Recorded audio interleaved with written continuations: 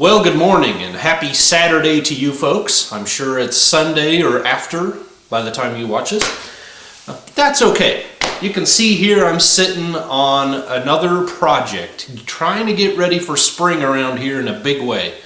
Expanding our vegetable garden, so I'm working on that a lot outside. My wife has been on the fence about chickens for years, and I was okay either way, honestly.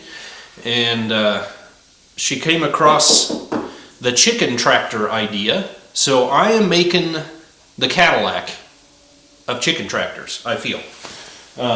So chicks should be here in a couple weeks or so.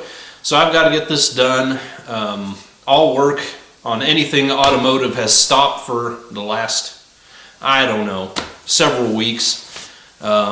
Just trying to get stuff ready, and then we will jump right into it. Actually, I'm hoping this week I may have some chances to work on the square body GMC back at the workshop, so we'll see if I can get I have a list of things I need to do before we fire it up again, and maybe even drive it around, but we gotta get there first, so we'll see.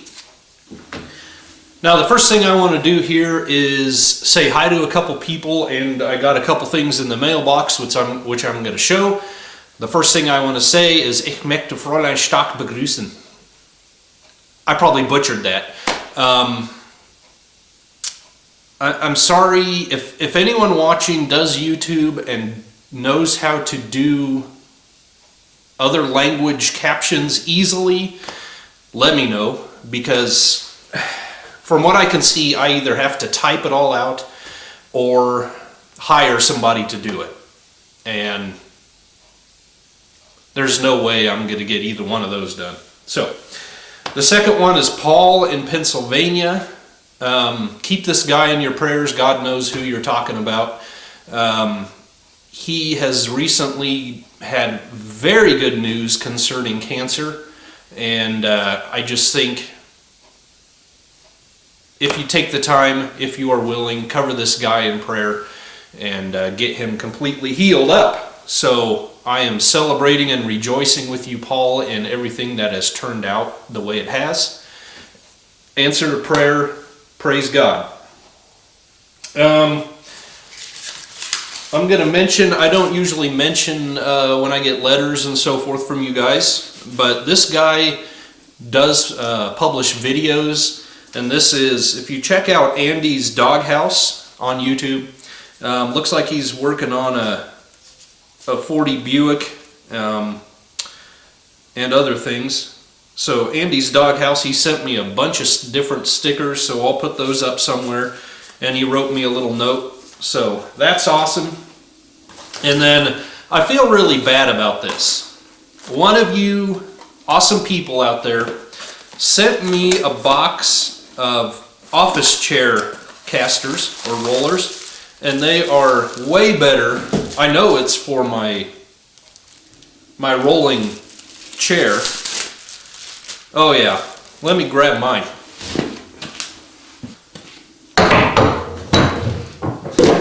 Oh, you see, one just fell out.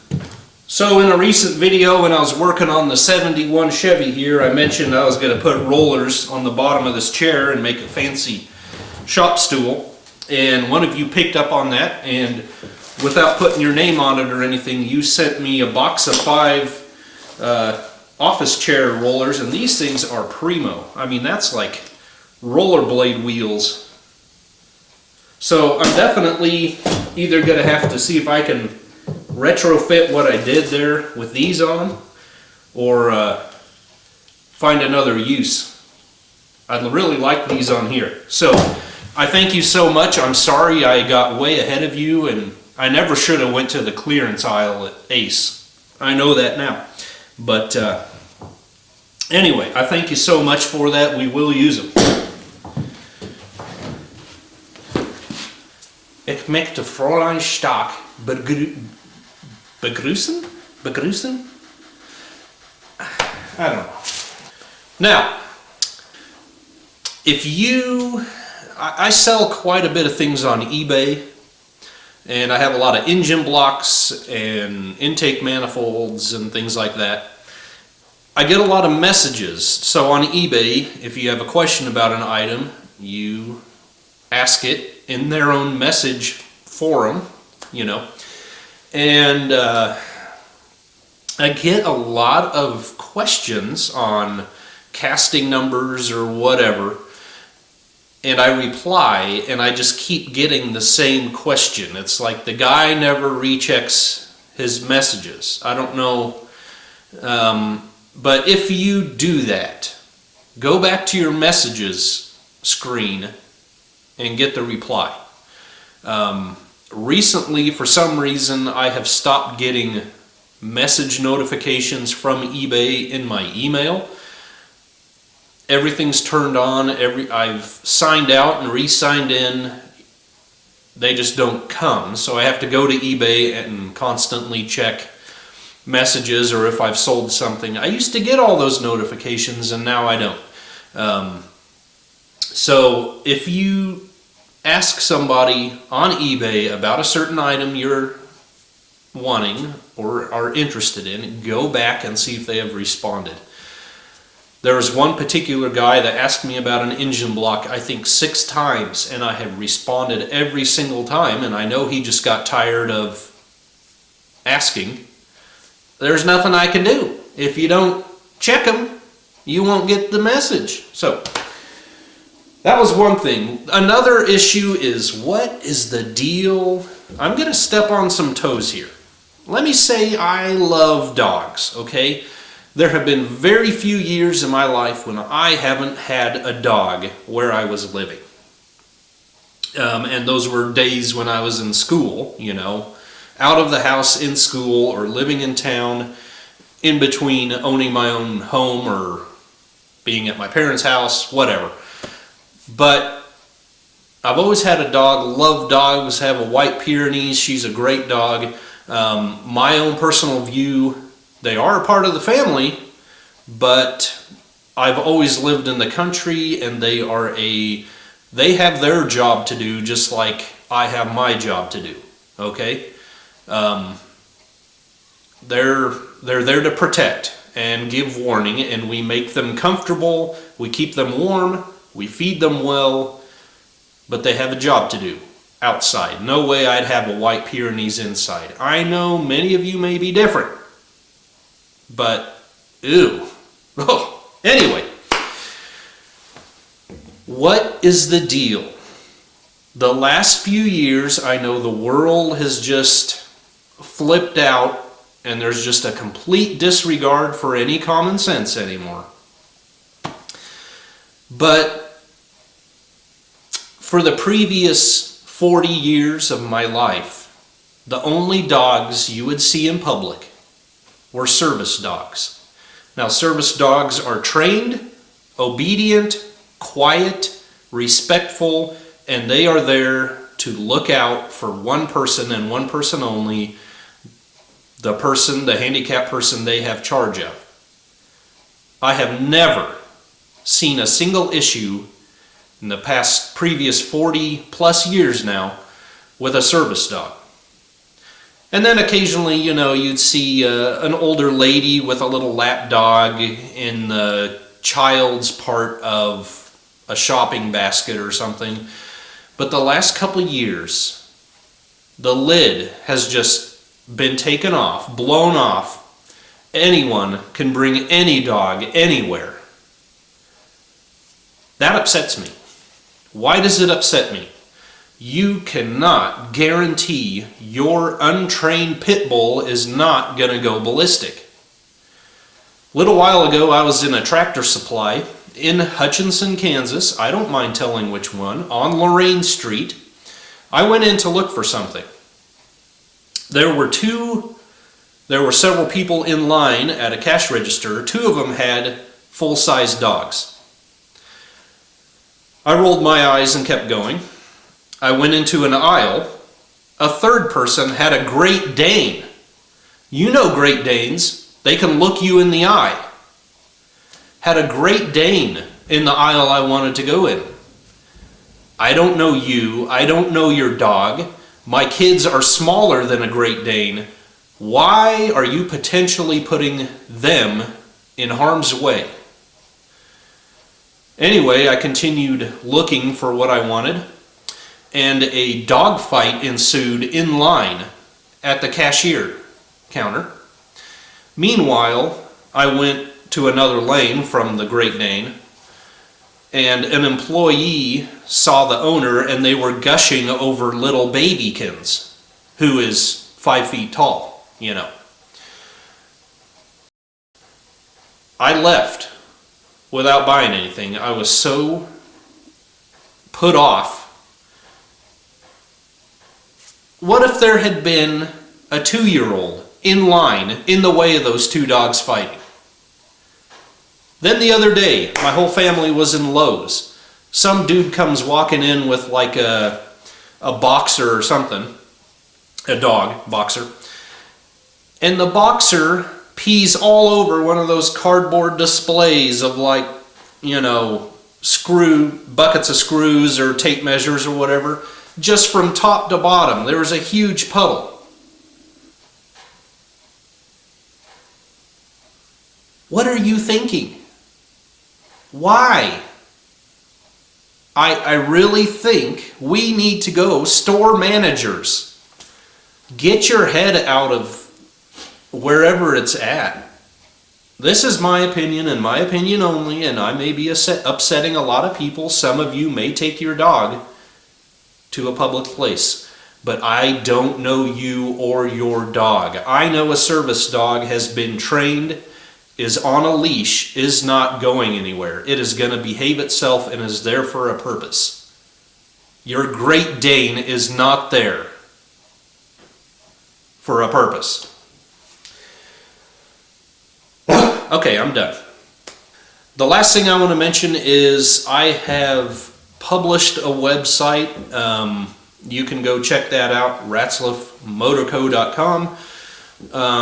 Just kind of trying to get a little farther along in offering my services, such as they may be. Trying to get more and more into the repair and restoration of specifically Stowbolt Chevrolet parts. So you can go check that out. You can look in the contact and about section and read a little bit about my family history and so forth and so on. So if you want to do that, that's great. Well, guys, I've been down on the farm today working, clear up pretty much north central Kansas, I would say. I know that's a lot of territory to leave wide open there. First of all, let me flip you around and give you this view. You know, you can be driving through the Rocky Mountains and try to show the grandeur and majesty of them through a camera, and it just doesn't work, and neither does it here. But I'm nearby the little town of Alton, Kansas, which is right in front of me. Let me flip you around again. You can see the grain elevator over the trees and the water tower through the trees over there. Can't really see much. I'm on Highway 24, parallels I-70. It's north of I-70, running east and west all the way through Kansas. And Highway 24 is one of those highways in Kansas that I just really enjoy traveling down. I love the scenery. I love the small towns. A lot of homes and barns built out of limestone. It's just a cool place to be. If I had here you can see the sign Woodston and Stockton, and I was just at Alton. And I'm going to show you something at Stockton. But I guess back in the day, when they were settling these towns, you know, you were blessed, I suppose, if your cows weighed a ton. And I guess a ton of wood is a good thing. But Al weighing a ton, I would say that's a detriment to his health. But I don't know, must have been a pretty big guy. Anyway, that's where I am today, and I'll try to show you a little bit of the scenery as we go through it. What we have to the left are bluffs. Now it's kind of leveled out there. So when I drive south, I'm going to turn south at Stockton and go towards Hays, Kansas. I will drive through those bluffs and actually come up on level ground on the top of them. So right now we are down in a long valley or wash, and the Solomon River is down there up against those bluffs.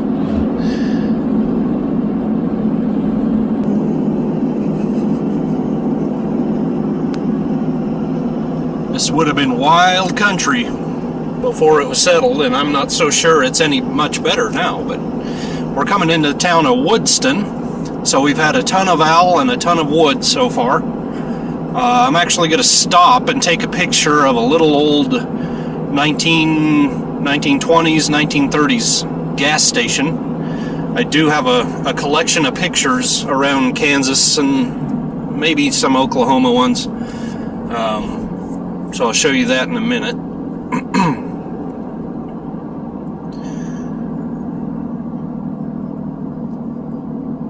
Well, this is little old Woodston. Neat old gray building there. Got to be turn of the century, painted gray and white. In fact, that may be worth stopping at. But this little cream and orange colored gas station is what I'm looking at. There would have been little shops, maybe another fuel station there.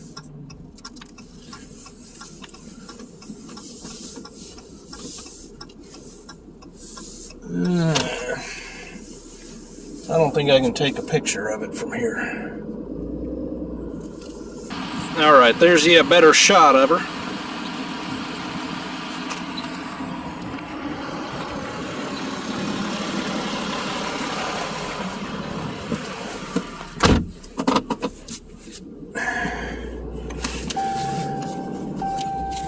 I'm just going to drive by this other building real quick. I want to see what the latest buzz is all about in downtown Woodston. Old grain elevators, all kinds of old buildings down here. I think I want to move in. I bet this place is cheap.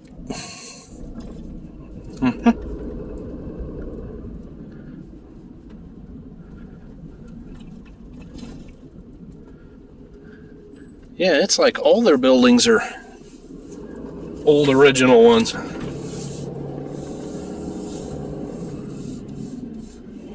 Community center. Look at the post office. That thing's still a wood front, false front building. City office. That's pretty cool.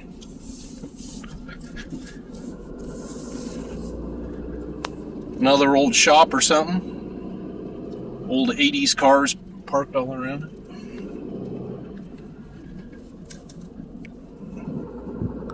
Could have been an old blacksmith shop or something there. Who knows?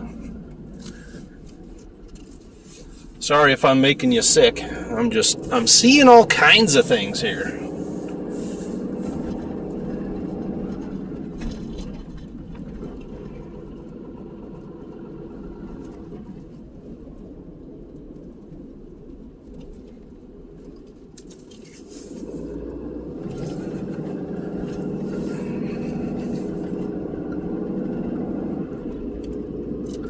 We're loading Milo today.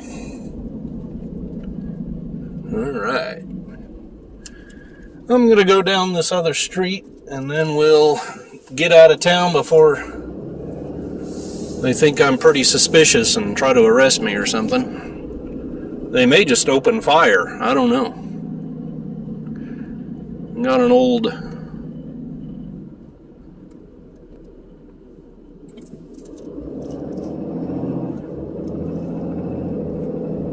Well, where'd that church go? Oh, there it is.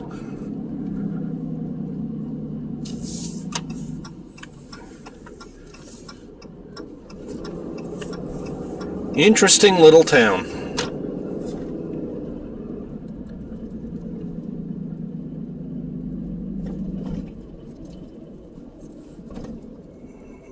Penn Street Place, New Beginnings. You know, you could literally, a movie company could literally come on in here, fix up some of the buildings, and have a perfect location for a 1920s movie. I mean, there is not a single 1950s, 1960s home. I mean, maybe this thing, but it looks like it's been in a depression, you know. Wow. Pretty cool.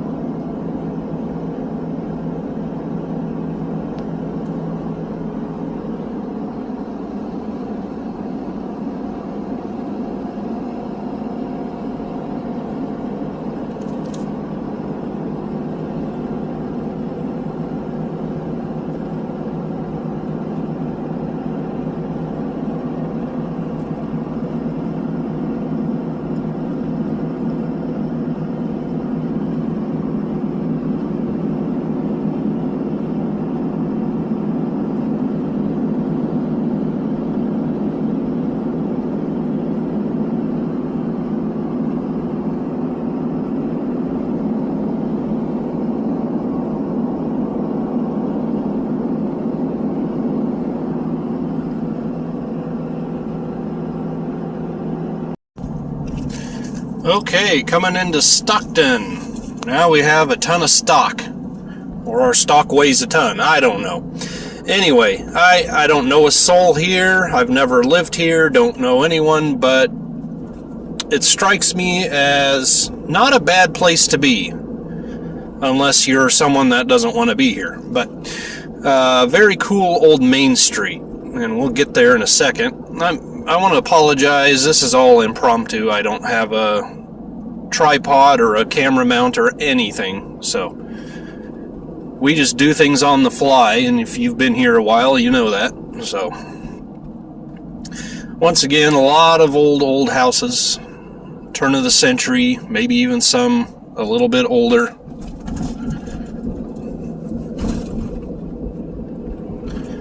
This part of Kansas is very predominantly or historically Catholic. In fact, I think this is a Catholic church right here. And then there's another one, St. Thomas, and then there's another one up ahead. I have no idea of its affiliations, if any. Doesn't matter. But neat old houses. Neat old Main Street. Look at the sign that in front of that one. That has to be an old theater that says Nova. The Art Deco sun flare burst on top. That's pretty sweet.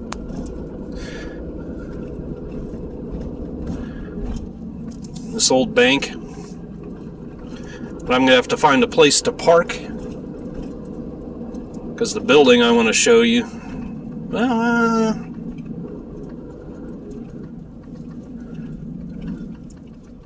I can probably do it right here since I have a red light. So this is Waller. It says Waller Motor Company across the street. Chevrolet Oldsmobile. You can see that in the bricks. I think I'm just going to pull up in front of that aqua-colored building next to it. Neat other old building here, 2-story. A lot of fancy trim and so forth on it.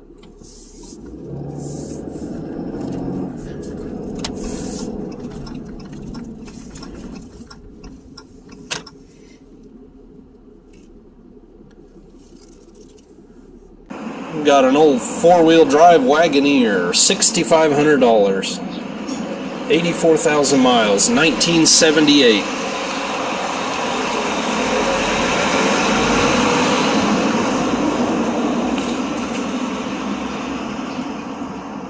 Denver Jeep. It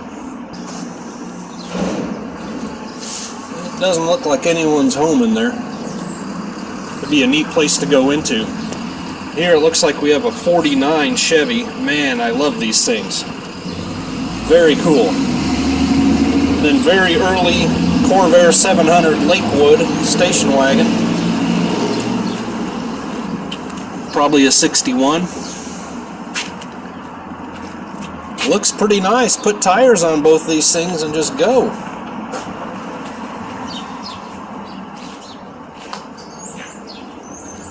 I'm not gonna... Man, the upholstery's even nice. That looks almost original. Whether or not someone...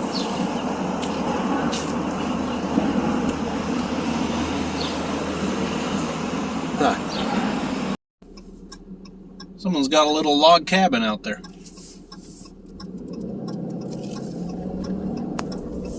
I'll drive by and show the dealership once more. Now, only the Wagoneer had a for sale sign on it, and you can get the number off of the video if you can.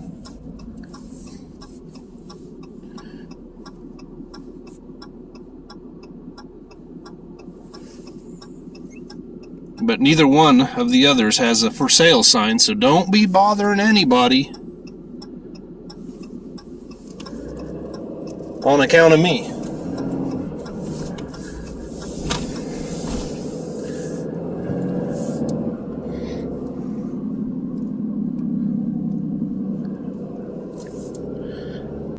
So there you go. This has been another Dirty Windows travelogue with your host, the Jayhawker. See you next time.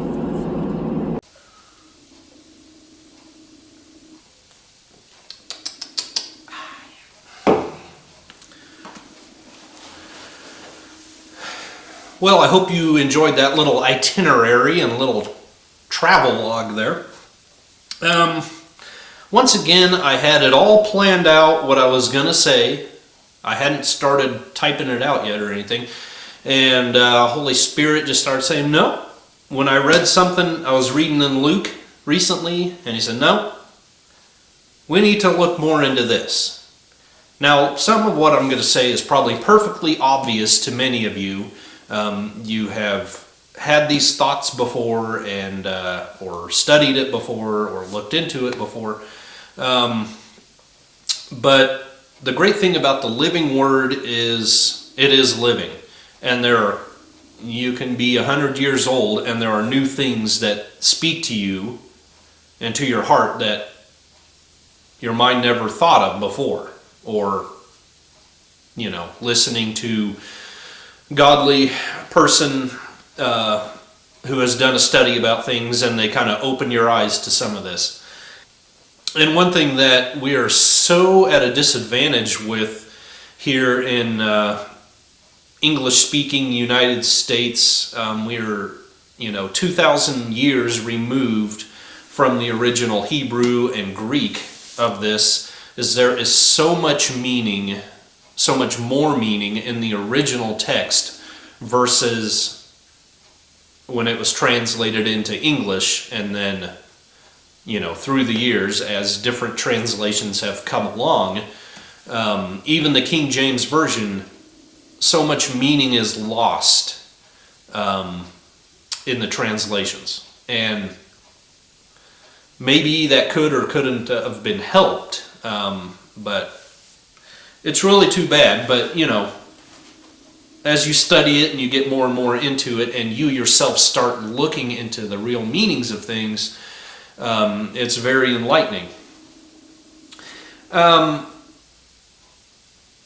I don't understand people. I would really like to know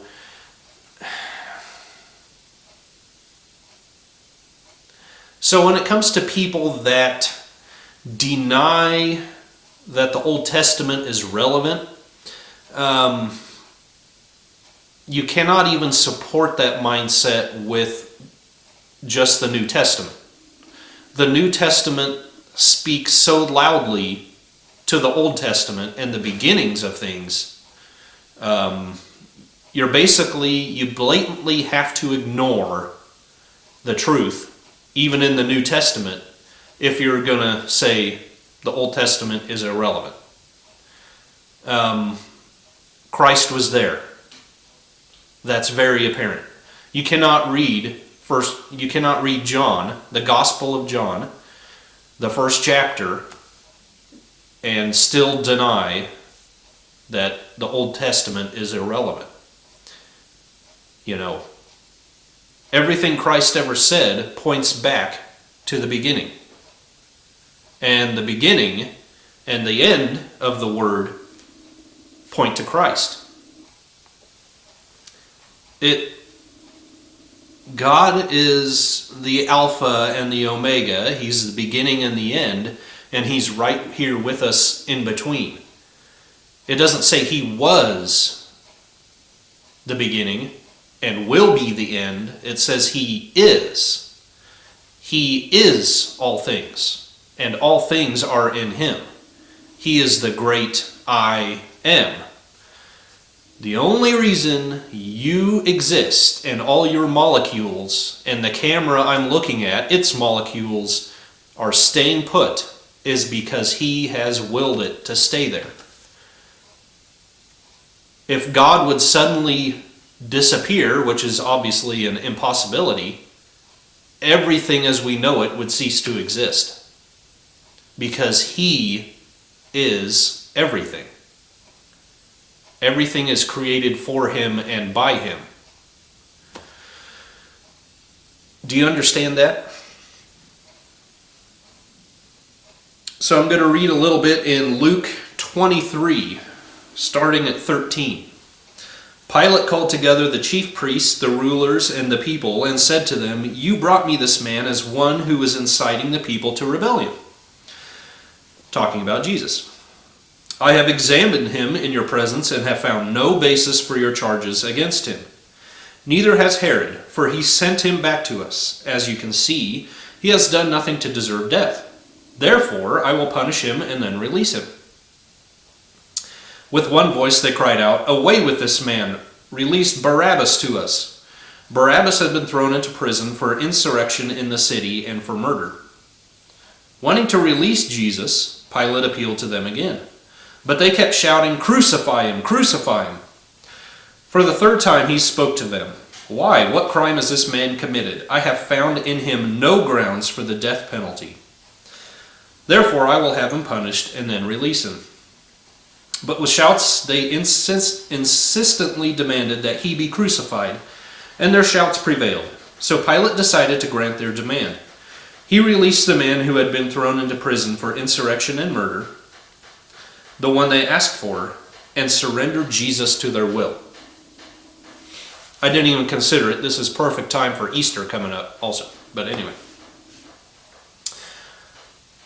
What is my point considering what I was just talking about? Think about the perfect orchestration of the Word and the truth.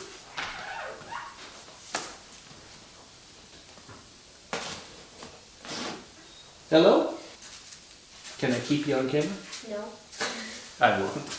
Sorry, I just got a little interrupted there. Got to go to town soon. Anyway.